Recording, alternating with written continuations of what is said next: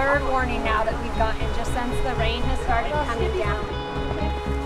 Here it comes. It starts slowly.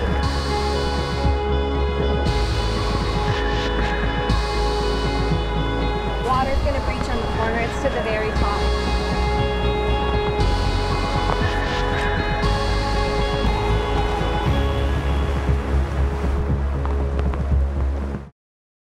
We would watch from the very beginning as water begins to fill the street before becoming a river within minutes.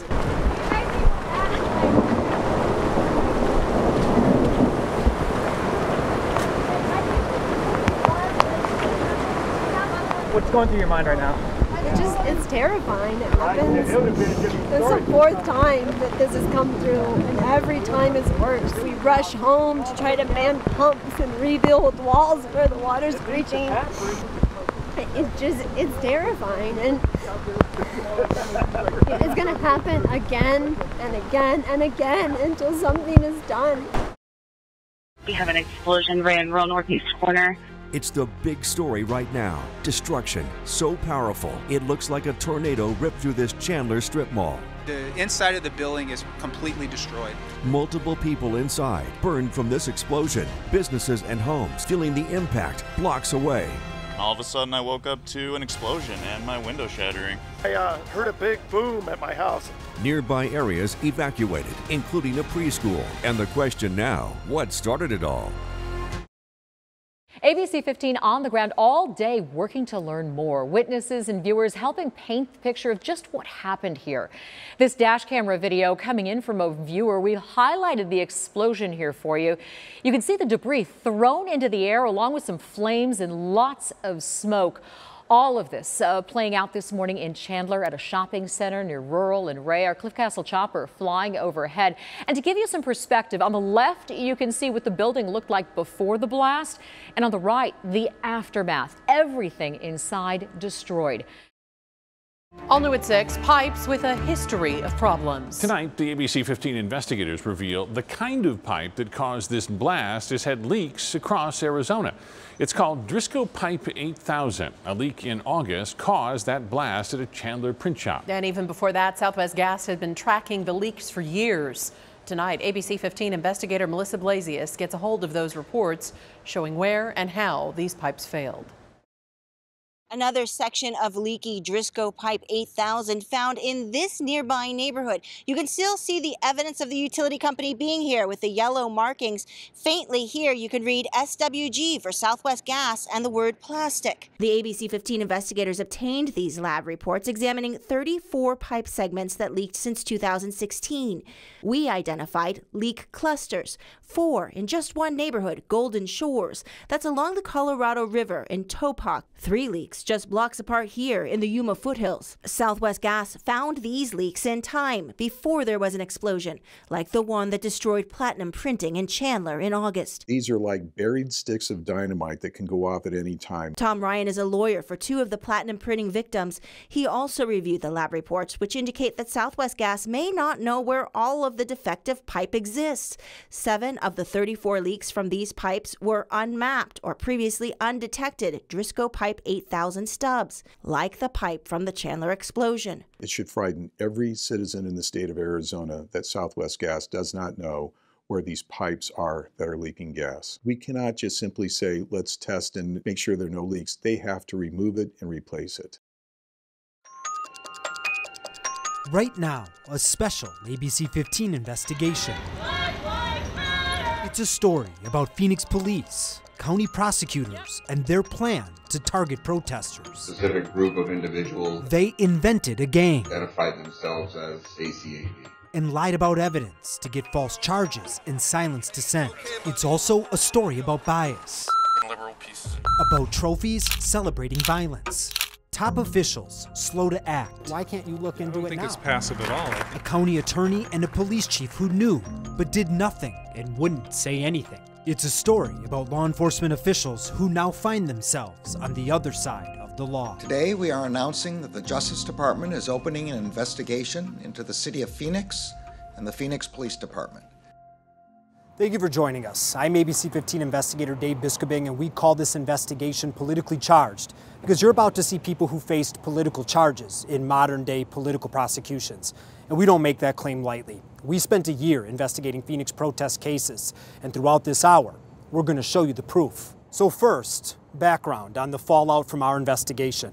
The Department of Justice is investigating. Phoenix and the Maricopa County Attorney's Office each ordered outside investigations, and both confirmed our reporting. Top officials resigned, more were demoted, others face criminal investigation, and finally, every open felony protest case in Phoenix was dismissed. It's important to know all that as we begin, because leaders at the highest levels knew of and approved what happened, but did nothing. Nothing until we exposed it all for the public to see.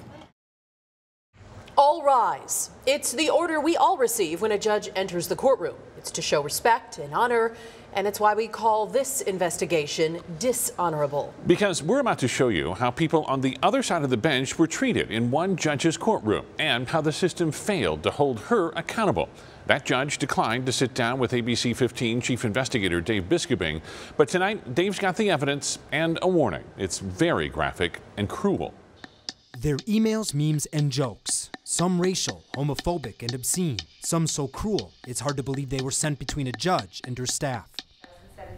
It all happened inside the Maricopa County Superior Courtroom of Judge Aaron O'Brien Otis. This, of course, is Judge Otis. This is her bailiff, Barbara Chavez, and clerk, Kelly Schaefer. You worked for the clerk's office for how long? A little over 11 years. How much of that was in Aaron Otis's courtroom? Almost my last 2 years. Schaefer was an experienced clerk. She worked the Jodi Arias murder trial, and she was transferred to Otis's courtroom because the judge would be taking on death penalty cases for the first time. Had a pretty smooth career until you hit her courtroom. Till I met Aaron Otis. Before we get deeper into why Schaefer is sitting here, first we start with what happened in that courtroom. You remember seeing these. I mean, how often did stuff like this get sent? Almost daily. Really? Yes. Like you're in a hearing and just these would pop up? Yes. We obtained messages from late 2017 through 2018, then pulled courtroom video to see what was going on as they were sent. So there's one, and I'm just going to get it out of the way because it's maybe the worst. It's got no subject line, so you have no idea what you're about to open. Yes. I even got it highlighted here with a post-it. It came during a jury selection in September 2017. Are there any jurors who have any physical conditions or illnesses that would make it difficult to sit through a trial of this length? We're changing the voice of the woman you're about to hear. My condition is embarrassing. I don't know what kind of... Okay, you want to talk in private? Okay. In the cleared-out courtroom, the juror says she has a medical condition that gives her uncontrollable periods. I appreciate you bringing that to our attention. I don't want to put you in a situation where you're going to feel uncomfortable or anything like that. Otis's bailiff emails this photo almost immediately after the juror leaves. We blurred the word at the bottom. It's the F word. What do you think the public would think if they knew this was happening in cases as big as they're handling? I would hope they would be disgusted by it. By big cases. Then you must impose the death penalty. We mean murders and death penalty trials, like the State v. John Allen. He's one of multiple family members convicted of first-degree murder after they put 10-year-old Amy Deal in a footlocker. He had the only key. And at this moment in trial, the bailiff emails a pair of photos to Otis, comparing the defendant and his family to characters in movies. First, cannibals from The Hills Have Eyes. Then, Chucky. ABC15 obtained many examples in many cases. Sexist, racist? Yes. Just blatantly insensitive?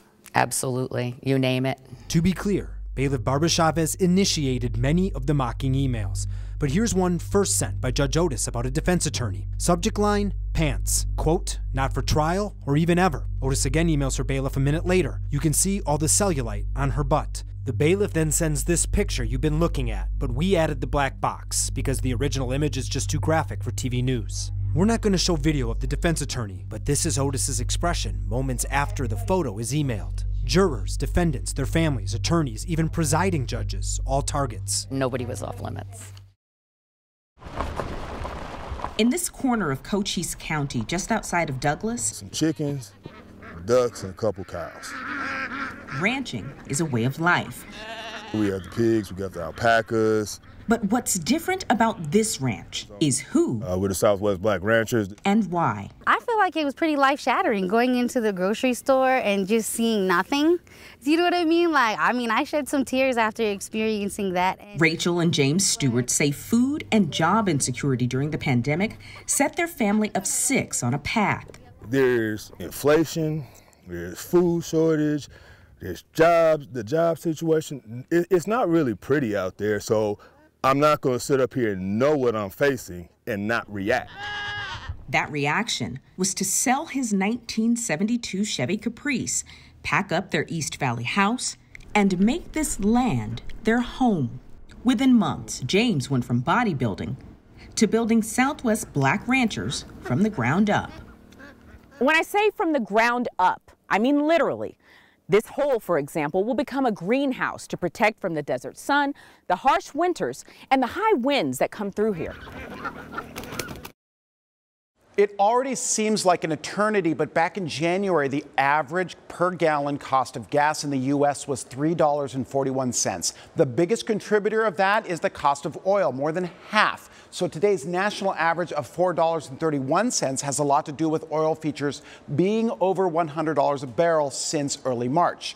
But let's take a look at gas prices over time in Arizona. The data here shows that prices began to surge in early 2020. The pattern is very similar to year-over-year increases just after the Great Recession in 2008. There is a big difference this time, though. Gas prices seeing weekly increases over 40% compared to the year before for double the amount of time, a full 52 weeks this time compared to 2009's increases. Here in Arizona, according to AAA, the average gallon of gas differs from county to county by about 20 cents. But why is that?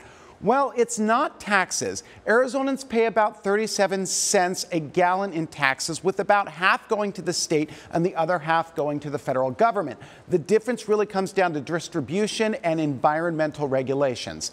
This is the Kinder Morgan Southern Pipeline. It runs through Los Angeles to El Paso through southern Arizona, meaning that these counties have fewer transport costs and cheaper gas. But even though the pipeline does run through Phoenix and Pinal, prices are still higher in these two counties. Why is that? Well, EPA regulations requiring a cleaner burning and more expensive blend of gas in the valley for the winter half of the year because the air quality is so bad.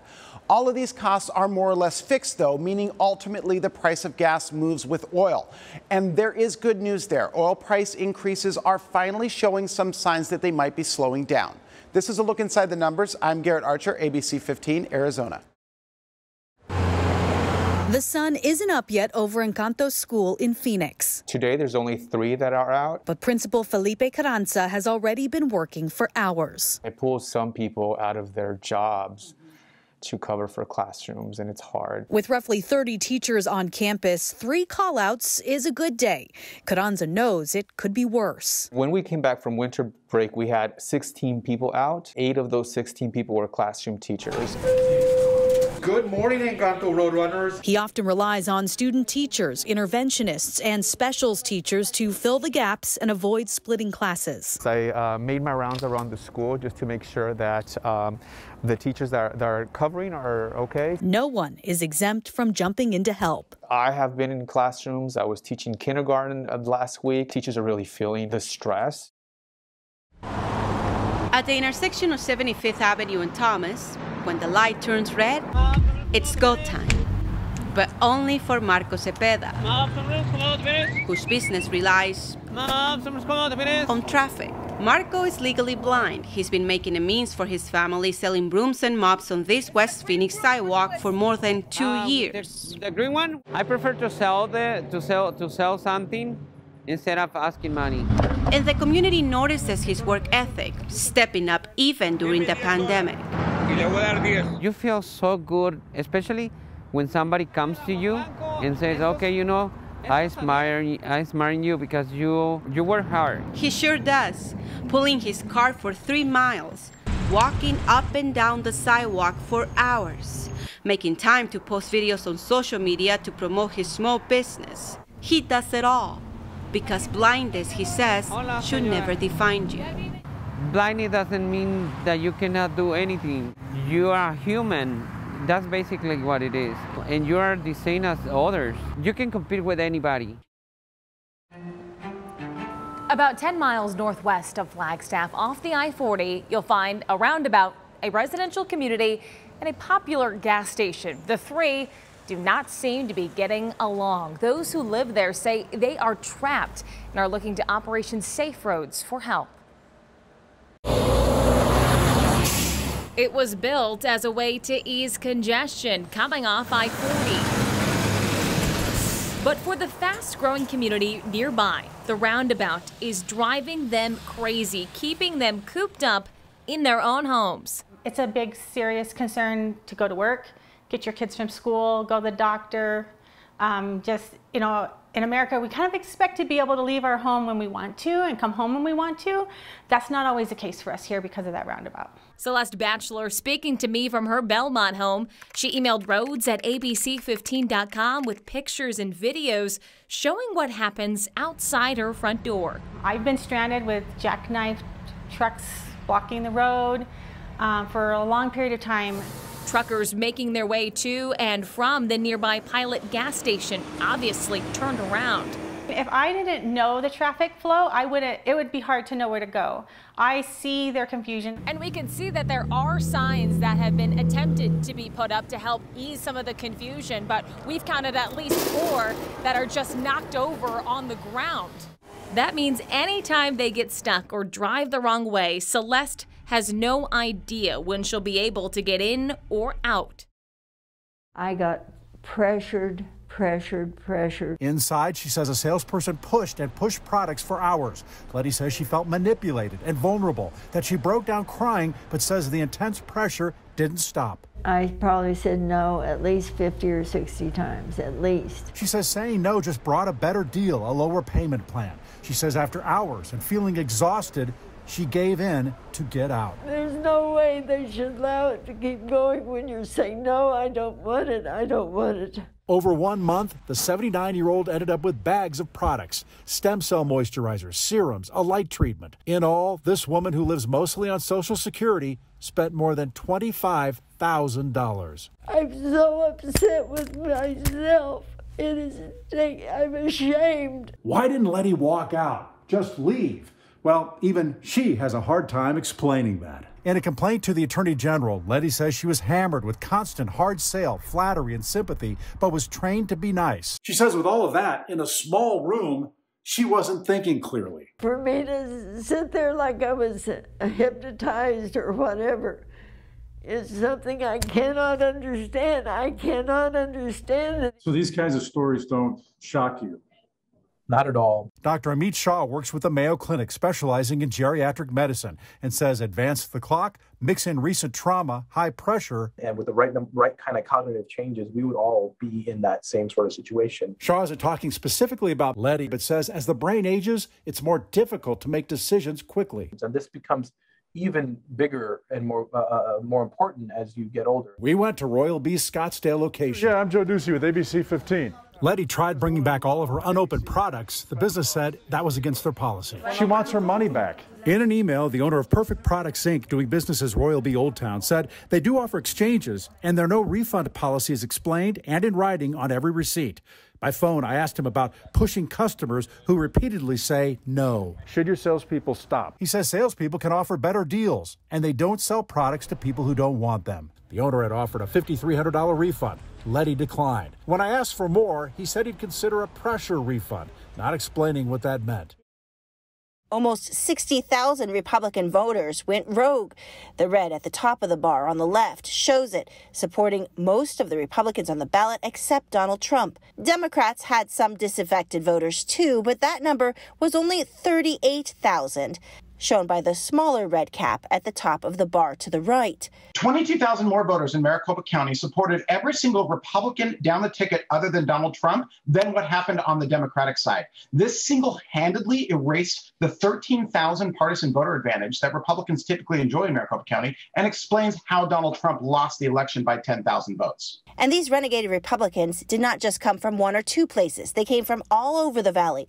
Check out the darker red areas on this map. This is where more Republican voters rejected Trump, particularly in areas with a high concentration of college-educated voters like Paradise Valley, North Scottsdale, and the Far East Valley. We heard what sounded like an explosion just now. This is a very active situation here. The update we're getting from Phoenix Police is that multiple officers have been injured. And almost immediately when we drove up here, we heard what sounded like several gunshots. We have another officer hit. We're going to meet you at 51st Avenue in Elwood. We challenge this out to a first alarm active shooter. If I seem upset, I am. This is senseless. It doesn't need to happen.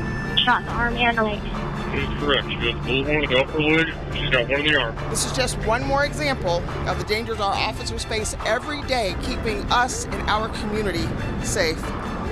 Tonight, 9 Phoenix police officers hurt in a shooting and barricade situation. One woman is dead, and police say the suspect behind all of this now dead as well. The ABC15 drone over that neighborhood. You can see all of the police cars, including SWAT vehicles. And here's what we know. One officer was shot multiple times. 4 other officers also shot, and still 4 others hurt by shrapnel. Let's show you a map now where all of this is playing out. It started about 2 this morning at a South Phoenix home near 51st Avenue in Broadway. Officers were taken to the hospital to be checked out and treated. You can see the line of police vehicles out in the parking lot. The community also showing its support to the officers hurt in this ambush. These blue ribbons now being placed all around the hospital. He said, okay, Mr. Ranger, we see something on her brain, but we don't know what it is. It was a rapidly growing brain tumor. That's when our whole world stopped. In the year that followed, never missed an appointment. My wife took her to 3 times a week therapy. But the Rangers were now in the system. In September 2021, DCS opened another investigation, alleging the parents medically neglected Queen when they refused to get a specific MRI. That led to a pause in chemo, which doctors say may have contributed to significant life-threatening growth of the tumor. The Rangers denied that MRI with contrast because they say months earlier it caused Queen to have an allergic reaction. She broke out in red hives all over her body. So we're like, well, we're declining that. Then we get another complaint.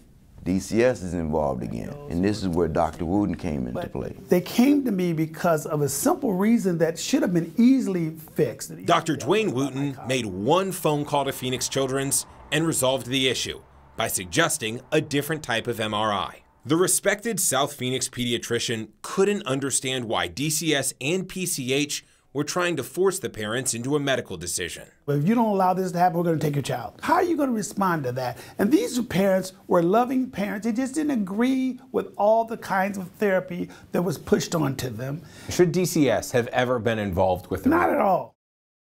Back to me right now. Jed Motley's emotions free-flowing Tuesday following a serendipitous discovery by his brother Josh 2 weeks ago at a Pinetop thrift store. When he sent me the picture of it, I knew it was mine instantly. 28 years ago, Jed was a varsity football player here at Chaparral High School, an accomplishment that could really only be represented in one way, of course, with the sporting of a Letterman jacket. I went to a store right down the street here, and we picked everything out. We might have even put a deposit down. But when it came time to pick it up, Jed's mom, Jerry, broke the bad news. They didn't have the money to purchase it. I thought about the jacket over the years, and it bummed me out when I couldn't get it because everyone else on the team had one. I felt like the only one that didn't. It was a difficult call for Jed's mom to make, but one he understood. Close throughout his life, she passed away in 2012 at just 65 years old. My mom was very religious and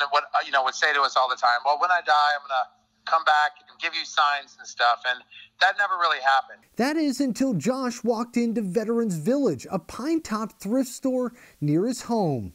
So I get into this store and I literally walking around and the first thing I see is this bright red jacket hanging. He goes, dude, let me just send you a picture of this real quick.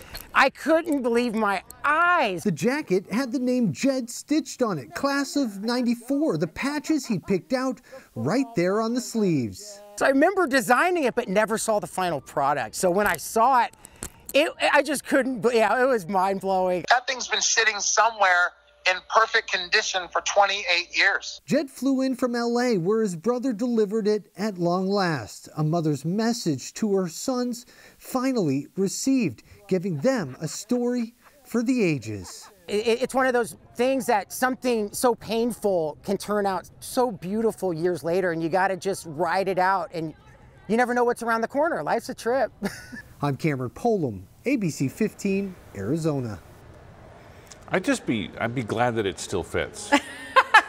27 years later. So, yeah. It looks like it fits really well. Well, I've known Jed since we were 12 years old, and he sent me a text message. I now believe in miracles. Yeah. He didn't include that part of it, but isn't it, if he didn't have maybe such a unique name, his brother Josh might not have even given it a second thought. And it looks like it's in great shape, too. Yeah, for 1994. I mean, this is the second win, but they're acting like it's already wrapped Well, up. they're so close now, right? They're so close. They're having so much fun behind us. They got all the rally towels. And listen, this is important to. I've just been looking at all the numbers because there's so many records that were set tonight, so many things they've done. So we're going to catch up with that later on, too, throughout this show here. But these guys behind us, Suns in 4. This is unbelievable. So wild. And look at all the towels they have already collected from all of this. So great. Suns in 4. Check. How fun is this? Here. It's so great. It's been like this everywhere. I mean, even we saw the governor sitting down there. People fist pumping the governor as they walk by. I mean, it's wild. This has been so much fun tonight. Well, from 6 o'clock in the morning until now, you have called, you donated online, you have given to help Arizona families in need. And it is the final reveal of the night right now for the ABC15 telethon. It all benefits Phoenix children. So drum roll, please. Oh my goodness. 1,062,440. That is a record. That is a telethon record. Whether you donated $1 or $1,000, we absolutely cannot thank you enough. We've never passed $1 million. Priced Out. It is our day-long, in-depth look at the housing crisis in the Valley. All near 10, ABC15's Christine Stanwood introduces us to neighbors now forced to live at extended stay hotels with no end in sight. 65-year-old mom and 29-year-old daughter. It should be a sitcom. For months, this has been Jordan Barclay's reality. My mom and I share a queen-size bed with my large cat. I mean, it's pretty sad. The two living in a single room. It feels like an apartment complex, but also like a hostel. Inside this extended stay hotel in Scottsdale. We've been here since September. After our story aired, Jordan's situation hit close to this Gilbert mother. I read an article on ABC15 about her and her mom and living in the extended stay, which was right around the corner from where we were. So I first emailed you and then located Jordan on Facebook. She found me and said, I have a place that's ready and do you want to come see it? And so by Friday, we went and saw it and we said yes. Shane and Arthur originally planned to renovate this Mesa apartment, but instead felt called to lease it to this mother and daughter. They don't have to pay a security deposit. They just move in. I prorated the rent for them and they were able to just move in. 2 weeks later, the two went from sharing a bed to living in a 2-bed, 2-bath apartment. I had no idea that this story was gonna actually touch people and have people reach out, and they're angels for doing it.